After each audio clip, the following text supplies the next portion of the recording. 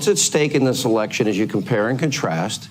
And what are your top priority items for a second term? Well, one of the things that will be really great, the word experience is still good. I always say talent is more important than experience. I've always said that. But the word experience is a very important word. It's a very important meaning. I never did this before. I never slept over in Washington. I was in Washington, I think, 17 times. All of a sudden, I'm president of the United States. You know the story. I'm riding down Pennsylvania Avenue with our First Lady, and I say, this is great. But I didn't know very many people in Washington. It wasn't my thing. I was from Manhattan, from New York. Now I know everybody. And I have great people in the administration. You make some mistakes, like, an idiot like Bolton, all he wanted to do is drop bombs on everybody. You don't have to drop bombs on everybody. You don't have to kill people. If John Bolton, in fact, at least classified. Not a good answer. Not an answer at all, actually. Think about what Sean Hannity asked Donald Trump. This should have been a softball interview. What do you have planned for the second term? Now, we had a record number of COVID infections yesterday. We have hospitalizations that are going up, ICU beds that are being filled in the various states, especially the ones that are dramatically surging, something like Texas, or for that matter, something like Florida. And Donald Trump is asked, straightforward, what are you going to do in your second term? Assuming for the moment you win. Assuming for the moment you wake up that morning, that chilly, chilly morning, and they announce Donald Trump has returned as president of the United States. He's been tried in the fires of America and has been found to be the person they wanted. Now, if they do that, what are you going to do? How are you going to set the tone for your administration going in? What is going to be your strategy to deal with all of these crises that avail you? The civil rights issues that is popping up, the social or economic rights issues that are popping up, the evictions that are taking place. I mean, at this point, you're going to have a ton of people living on the streets. What are you going to do with the COVID-19 virus, which actually may still be lingering in the United States, considering the reaction that we've had and trying to deal with it now? What are you going to do? All of these people are out of a job. What are you going to do? Nothing. There was nothing there. There was nothing to answer because there was nothing there. There is no coherent strategy. There is no plan beyond what's taking place beyond the next day or so, beyond the petty gripes and the grievances, beyond getting on the Twitter and attacking people on Twitter. There's nothing beyond that. It's an empty suit. He's a placeholder. Now, he has economic concerns. He likes the economy, so he wants the economy to be ticking along, and he wants the public to see him as being strong on the economy, believing that that is a benefit when he's running in the race, because people may give deference to somebody who they may dislike in other regards, but would ensure they keep money in their pockets. But the problem for Trump is that there is nothing for him to tell, because he has no idea what he would do in the second term. It's very possible Trump doesn't know what he's going to do in the next month, let alone a coherent strategy that makes all the way to the next administration and then it continues to go on. That should have been a softball. He should have had a basic list of things that he wanted to do and wanted to get accomplished. And you may even ask, is his heart in it? Does he really want to continue to be president? Is he tired of the punches and the kicks and the investigations and the hearings and the Trump peed on a hooker's bed or something? Is he tired of it? Has he been worn down by all of the attacks? Is his heart really in it? Make the point of saying, look, this is what the polling was last time with Hillary Clinton and so forth. I think I've even used that. But the reality of it is, this is not the same political climate. This is a totally different political climate. And Trump is in the center of it, given basically bad ratings on his handling of all of it. And the only thing the media wants to talk about are basically the things that Donald Trump has utterly and entirely failed on. Because the fact of the matter is, the protests and the COVID-19 are the things that are most pressing in our space. 122,000 people have died from that virus. And that number, at some point, is going to go up as deaths kick in because of the number of people that have been infected, just based on probability.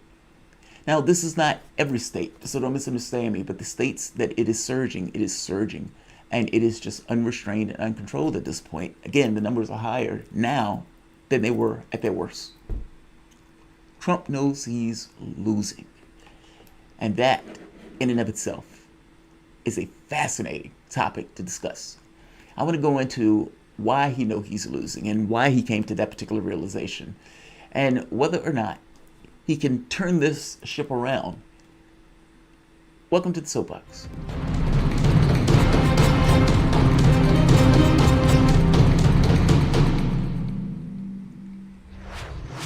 My name is Jamal Thomas. This is the Progressive Soapbox.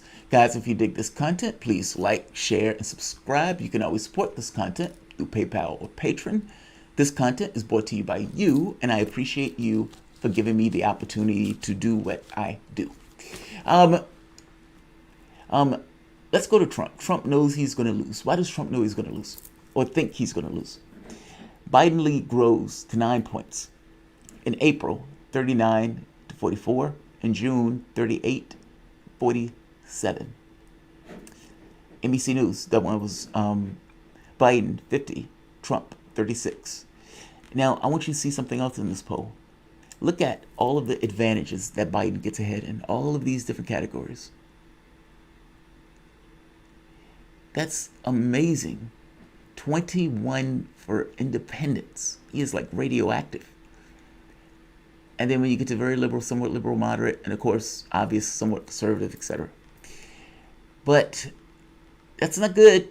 That's not good. Those are not polls you want to see. And the polls aren't driven by personality. Like, it's not like those polls are there because they like Trump's personality or Biden's personality. It goes a little bit more deeper than that. I mean, they're tethered to real issues. If it was just a personality contest, people may dislike Trump, but except he may be better on the economy or something. This is different. You have a society that is reconciling itself with racial issues all at once, where all of these items that white America basically disagreed with African Americans on, dealing with cops, dealing with the bias within the criminal justice system, and for that matter, Black Lives Matter. All of that stuff changed. Astonishingly so, and seemingly overnight almost. And your public is reconciling itself with that, so much so that it's pulling down statues, and beyond pulling down statues, even companies making the choice of saying, "Go, we're not going to do this anymore because of we think this is implicitly biased," or, "Hey, Kaepernick was right," and then these guys saying, "Okay, we're going to allow that now."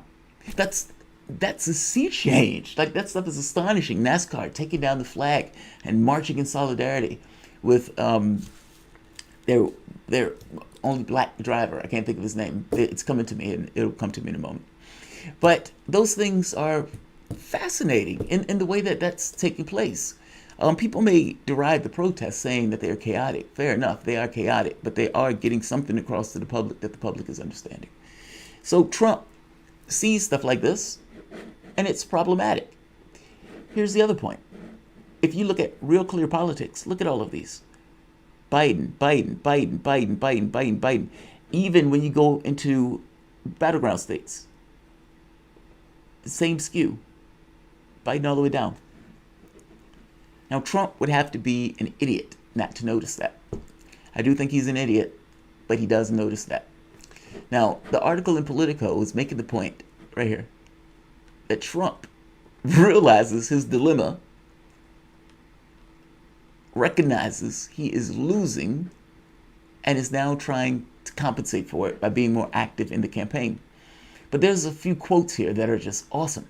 The president has privately come to grim realization in recent days. Multiple people close to him told Politico, amid a mountain of bad polling and warnings from some of his staunchest allies, that he's on course to be a one-term president.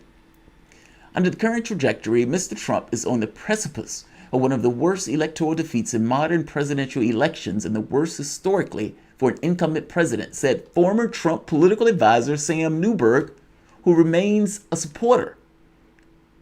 If Trump numbers against erode to 35, if Trump numbers against erode to 35 percentage points over the next 2 weeks, he's going to be facing realistically a 400-point electoral loss, and the president would need to strongly reconsider whether or not he wants to continue to run as a Republican nominee. That's a supporter. That's if a Democrat said that, you'd be like, okay, fair enough. No, that's a supporter of Trump's. He's aware enough to see everything that we're seeing. And again, it goes deeper than that. He can't make inroads with blacks. You can't basically praise Nazis at Charlottesville after they murdered somebody and basically deride and attack protesters as thugs when they're protesting the murder of Floyd, and then give this kind of criminal justice speech, which basically tells the public to fuck off. Yeah, good luck with that. Your covert response damaged a large number of the elderly population. Keep in mind, of all the people that has died from COVID-19, 42% were in nursing homes. Now, understand what that means for the moment. That means we basically allowed 0.6% of the population to take on 42% of the deaths.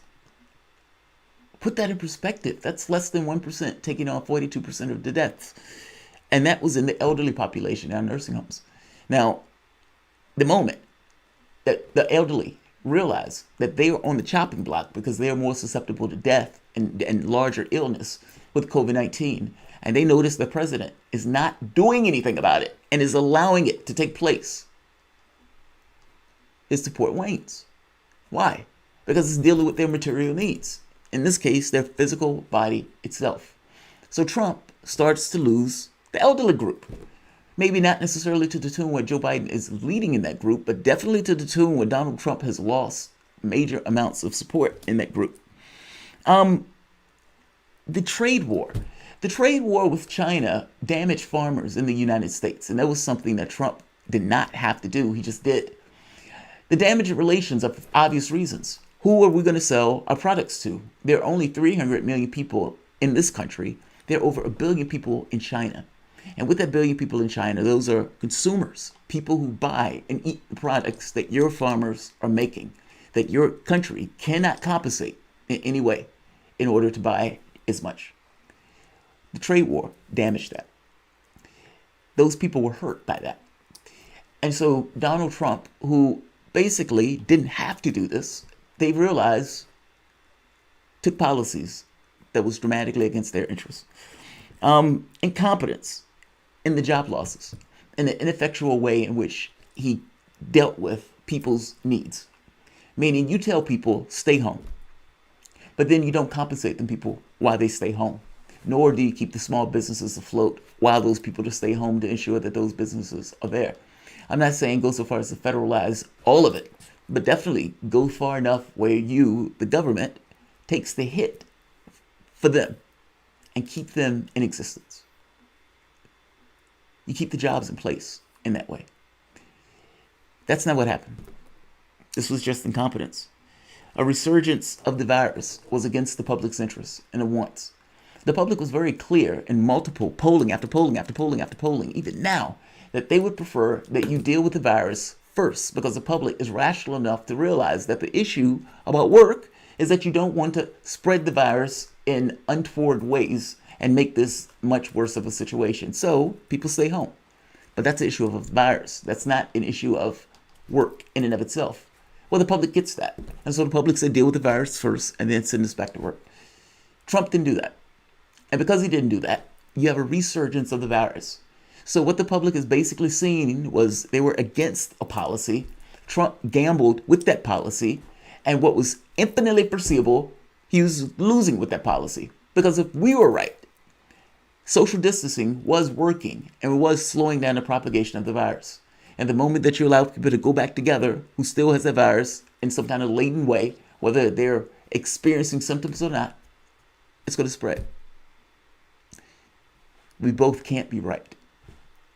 I strongly suspect it. It would be us. Yes, the polling was off in 2016. By the same token, 2016 did not have the president failing miserably on two major issues going into the election. That's just different. Now, on the other point, Joe Biden is not uniquely hated in the way that Hillary Clinton was hated. people nothing him. He's a default. Now, Trump may be able to point to polling like this that says, well, Joe Biden is not really liked all that much, and my people like me. But that doesn't really matter. If these people are making a dirty vote, kind of like you get wasted, you have sex with the person, you look at him and be like, oh God, what happened? That type of vote. If those people are going to make that type of vote and they do the walk of shame afterwards, the walk of shame doesn't get factored into the vote when they're tallying it up. Only the vote counts. That's the only space. That's the only levers of action within the context of that particular process. So this other stuff about these people hating themselves for making that vote, taking a shower, and scrubbing themselves with acid after they take that vote, that doesn't factor into it. Meaning, if there are more of those than more of your people who love Trump, Joe Biden still wins. Now, by the same token, Joe Biden also, by only giving 3, he knows, he fully understands that there are ways that he could still lose this race. One, he dies. I mean, let's be honest, Joe Biden is ancient and cognitively declining. That's pretty obvious at this point. So, yeah, he could potentially die. I don't mean to be impolite, but I'm being honest. On the second point, scandal. Something gets caught. There's a PP tape or something with Joe Biden. Low voter turnout. Now, the catch here is this can also end up with low voter turnout, where those people just get so fed up with the horribleness of both candidates that you just say, fuck it. Trump people go out because they love Trump, but Biden's people basically stay at home. And you end up with this kind of race to the bottom election.